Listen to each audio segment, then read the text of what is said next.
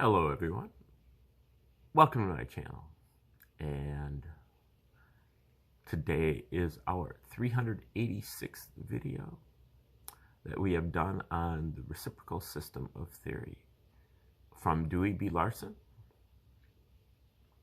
This is all part of our educational purpose to inform the public about little known theories and philosophies and methods that are out there that could benefit them if they only knew.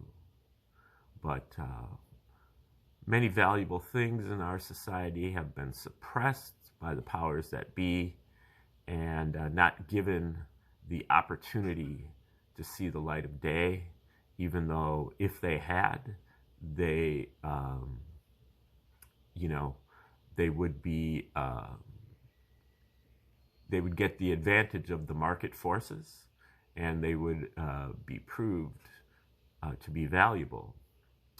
But when you censor things and when you suppress things, you are, kind of taking control of the market yourself and not allowing the market forces to work. And I think that's what happened with Mr. Larson. I think if he's able to get a fair hearing, or his theory is able to get a fair hearing, it will become pretty obvious that maybe he didn't get everything right, but this certainly deserves some attention. And so that's what we're doing here with these videos. And today we're looking at an article that he wrote called Just What Do We Claim? And before we get started with this article, I'd just like to give you the quick once-over on the reciprocal system and on Mr. Larson. He was born in 1898 in North Dakota, and he died in 1990 out in Oregon, Portland area. He was a World War I veteran, and he came back and went to college out at Oregon State, was a classmate of Linus Pauling's, and he stayed out there and became an engineer after college. And I think he was a mining engineer, but I can't quite remember that. But he had aspirations, and he was working on some kind of problems at night, while keeping his job, working on some scientific problems, chemistry problems that would allow him to make his mark in the field, in the scientific field. And at one point around 1930, he had some epiphanies, I believe, while crossing the street. Don't know if he was in his car or in it, walking. I think he just said he was crossing the street. And I guess I'd like to think he was on his bicycle. But he had some epiphanies that were basically like he was working on a problem having to do with the interatomic distance between elements, and had a little voice tell him to, why don't you just assume that space and time are reciprocals, and then plug that into the equation. And he did so, and immediately an answer popped out of the equation that he was unprepared for, or that he hadn't considered before. Then months later, or later, he was working on a different problem, and he had that little voice again tell him, why don't you do that space and time thing again. And he did it, and he got another answer immediately. So he's kind of saying, there must be something to this. I think I'm going to apply this to a bunch of other problems, not only that I have not been able to solve, but problems of the history of science, problems that all kinds of other eminent scientists have not been able to solve. And he started getting answer after answer. And so he decided that he was going to do a systematic study of this. So kudos to Mr. Larson for following his muse, so to speak, and pursuing a Herculean task, because he recognized that he had stumbled upon a kind of a universal solution to problems, and that it was going to probably encompass the rest of his life, and that he may not ever get all the way through it, and he probably wasn't going to receive all kinds of positive feedback, because he was flying in the face of a lot of the mainstream and the paradigm that was already established. And that is kind of what happened. Mr. Larson never really got recognized, still hasn't gotten recognized even 33, 34 years after he died. And, never got paid. Self-published his books, sent out a lot of complimentary copies, sent articles out to publications and journals. And sometimes, I think Larson once said that sometimes it seemed that I received the rejection letter before I even sent out a copy of the thing.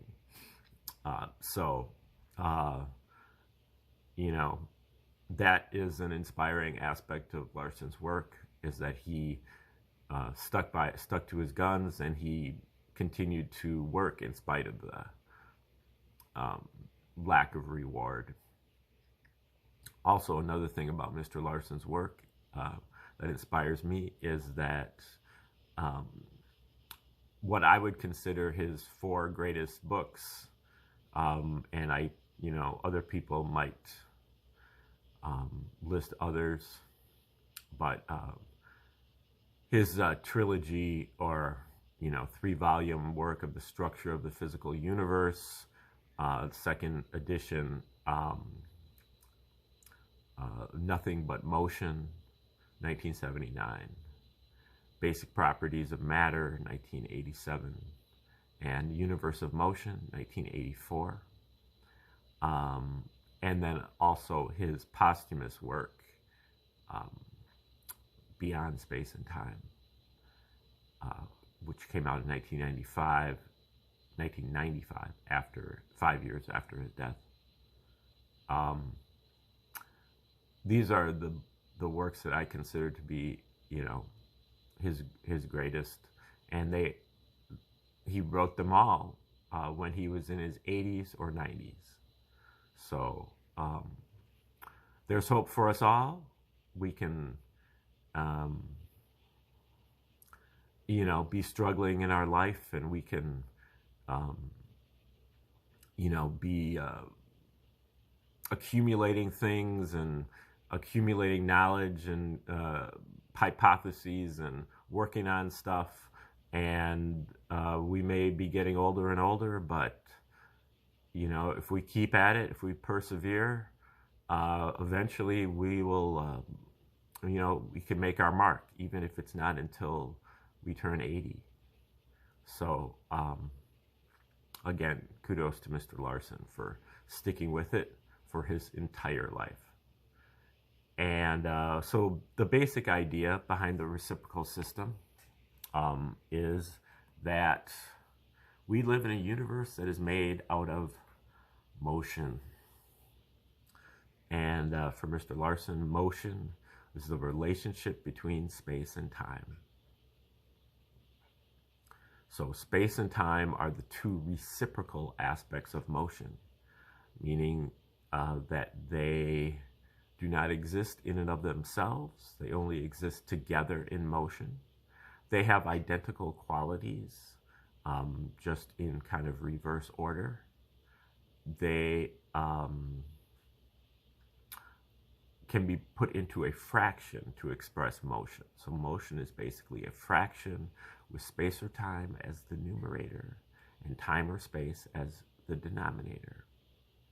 Motion is a little bit different than what we normally think of motion. We normally think of a vectorial motion, a magnitude, a certain speed or whatever that is in a specific direction. But Larson is really referring to what he calls a scalar motion. A scalar motion is a motion that has no specific direction, which you can envision using a balloon with dots on it. If you blow up the balloon, all the dots are moving away from each other, but in no specific direction, or really in all directions. Each dot is moving away from each other dot. And not only that, but the spaces between the dots, the locations between the dots are also moving away from each other. So every location on the surface of that balloon is moving away from every other location. The farther they are away from each other, the faster they're moving away from each other. That is a scalar motion. And that's the fundamental upon which Mr. Larson builds. Now, Larson refers to that scalar motion usually as clock time and clock space. The clock is always getting later and later and later in time. But it's not getting later in any specific direction. And the clock is always getting later or farther and farther and farther apart in space, but in no specific direction. But then Larson also has what he calls coordinate time and coordinate space. And this is somewhat of an illusion that has to do with a reference point. And because with that balloon, going back to the balloon analogy, there is no specific direction of that motion until you identify a reference point. If you arbitrarily say, this point, we will assume that this point is stationary. Once you assume that you have a stationary point, then you can begin to measure the direction that each one of the other dots is moving in reference to that stationary point. And the three-dimensionality of space and time is like that. The Larson refers to that as coordinate space and coordinate time. These are stationary 3 dimensions in space. That's kind of what we observe generally. And Larson observed that three-dimensionality of space and then also attributed it to time because of the reciprocal postulate of all of the reciprocals have the same qualities. So if there's three-dimensionality in space, there must also be three-dimensionality in time.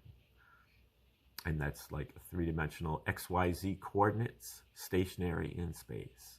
And three-dimensional also coordinates, not XYZ, some other form of three-dimensionality in time, coordinate space and coordinate time. And then space and time also only come in discrete units. They are quantized. There is a quantum of space and a quantum of time. And you have to have a full unit of either of those before you have any of those. And if you have exactly 1 unit of space in 1 unit of time, you have the speed of light. Space over time equals speed. The bike is moving 15 miles per hour, 15 miles of space in 1 hour of time. But if you have 1 unit of space in 1 unit of time, you have the speed of light. Larson refers to that as unit speed. 1 over 1 equals 1. And this is what Larson calls the progression of the natural reference system. This is the state of rest of Larson's universe. This is the background speed, or if you have nothing in this universe, this is what you still have, which makes sense. In a universe of motion, motion precedes anything else. And so in this universe of motion, this is the 0 point, or the null point, or the neutral point. The ether is the speed of light in all directions, moving outward. That also means that half of the universe is moving faster than the speed of light, which is blasphemous to the legacy scientists, who believe, like Einstein, that the speed of light is the maximum speed of the universe.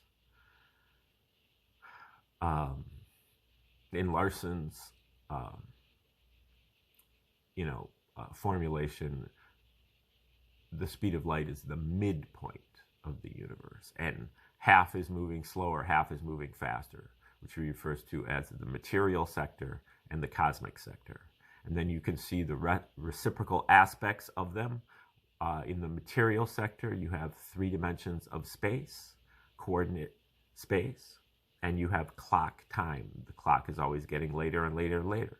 We're accustomed to that material sector. That's where we reside. But in the cosmic sector, you have the identical relations, except that space and time, the roles are reversed.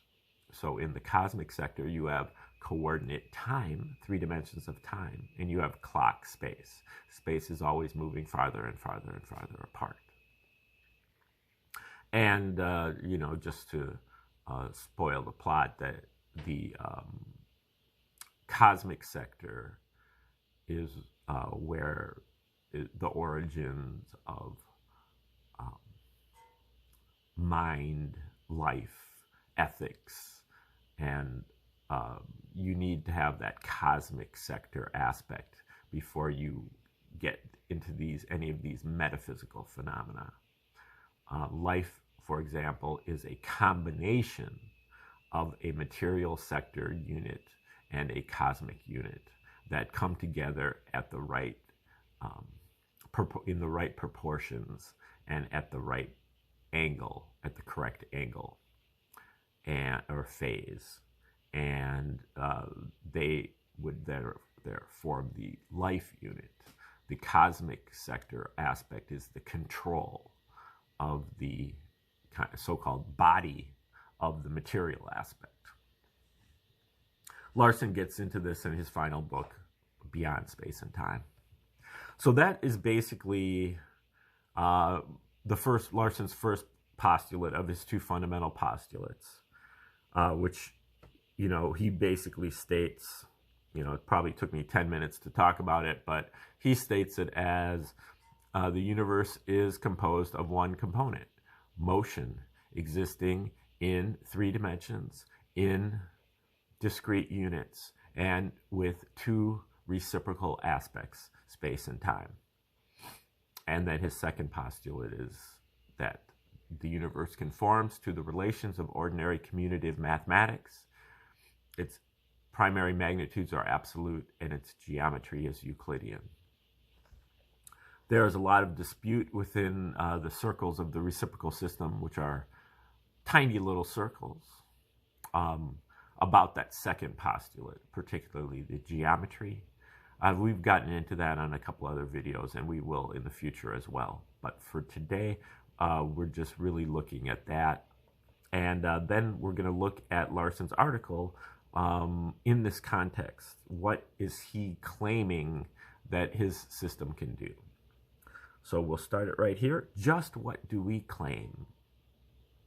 The task of presenting the case for a new system of thought is a difficult one at best, and in order that it may be successfully accomplished, it is essential to confine the discussion to the specific points at issue, and to avoid being drawn into controversies regarding matters which, at least for the present, are irrelevant.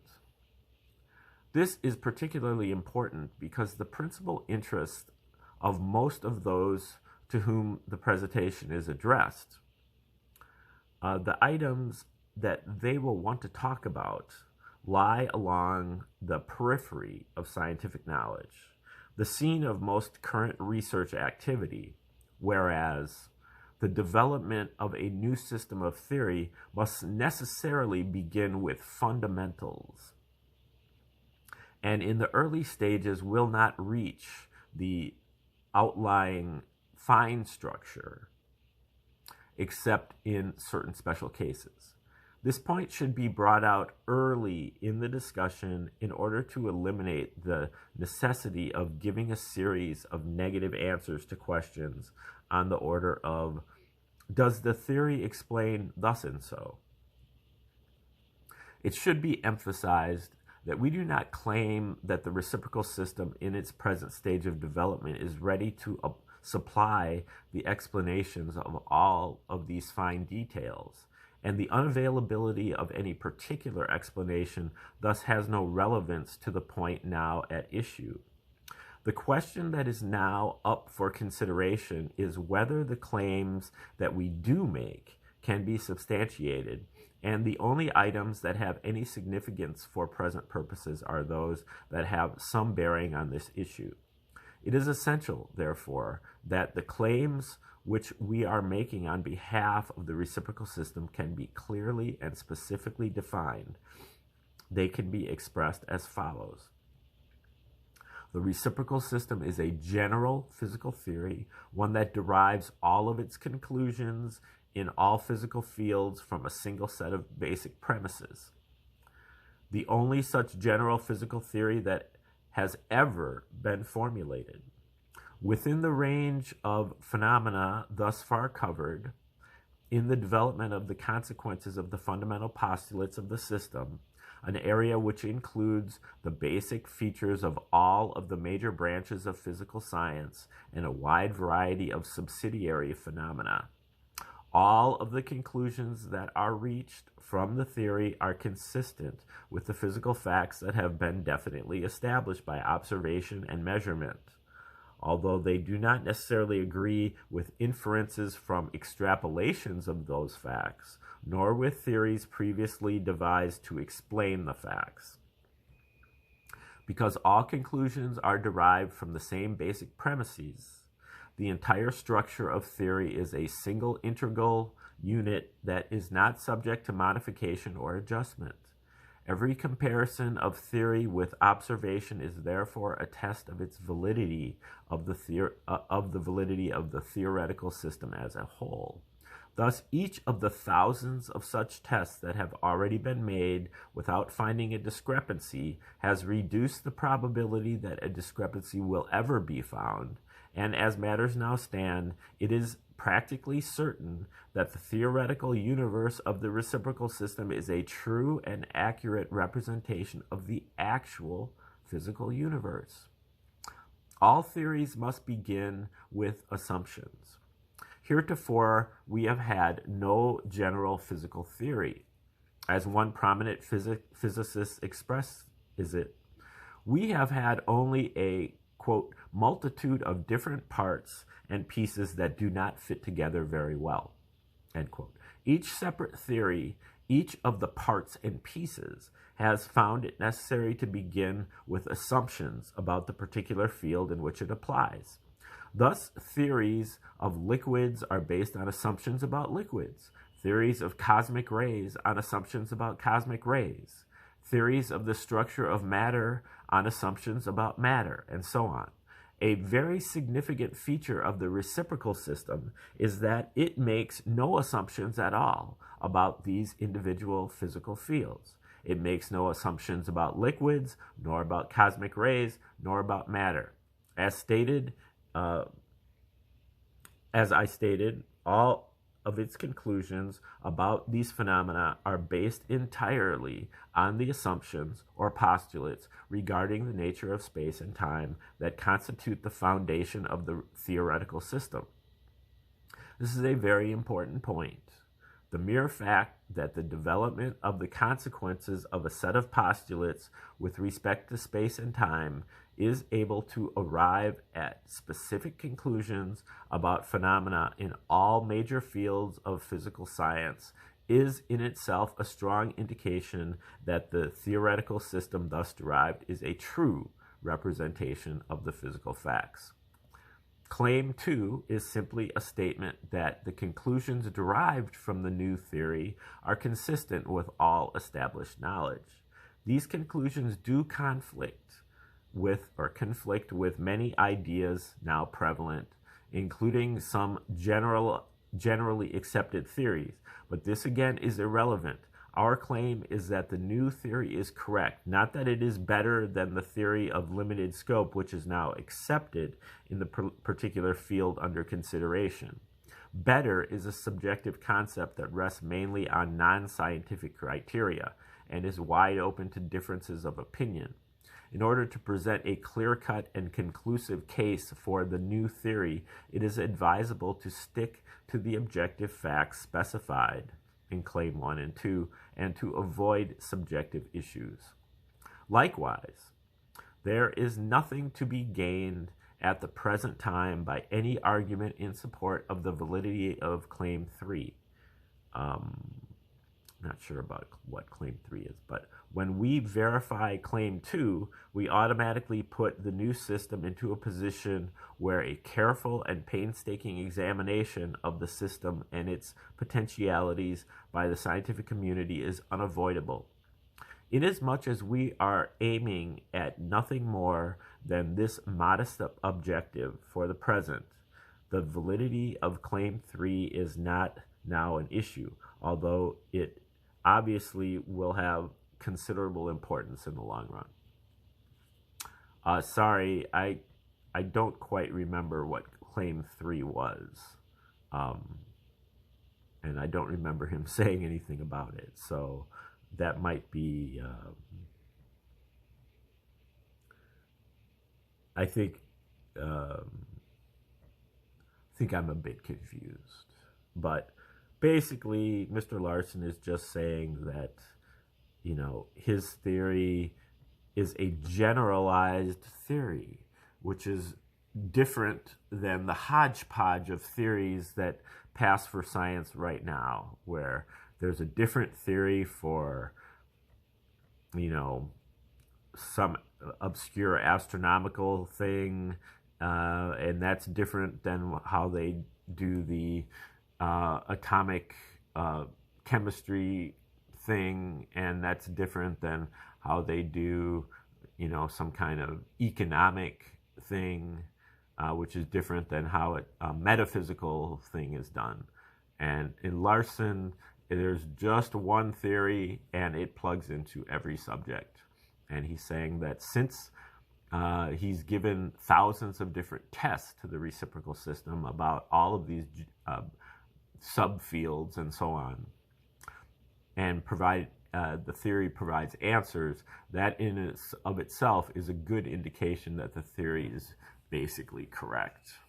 And but the fact that it is correct does not necessarily mean that it is better, because that is a subjective term, and it might not be better, because scientists are going to be uncomfortable with the theory, and it's going to come to conclusions that they don't like, and it's going to cause them to admit that their current theory is wrong, and so they're not going to see it as better. Now, we might see it as better in the long run, but in the short run, it's going to cause a lot of people to make adjustments that they're not wanting to make. So when they say that this theory is not better, that is not necessarily a strike against the theory itself. It's more a strike against them as not being open-minded enough to accept an improvement. Okay, that's the end of that short article.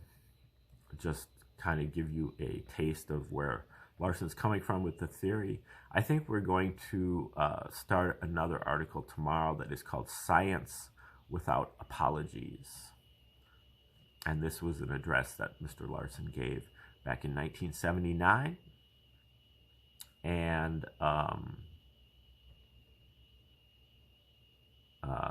interesting, he says that this talk was given at the University of Wisconsin Superior, but then it says it was given in Minnesota. So if you can hear my accent, you can probably tell that I'm from one of those states. But I would guess that the University of Wisconsin Superior is in Wisconsin. And anyway, we'll get to that one tomorrow. And thanks for tuning in today. Have a great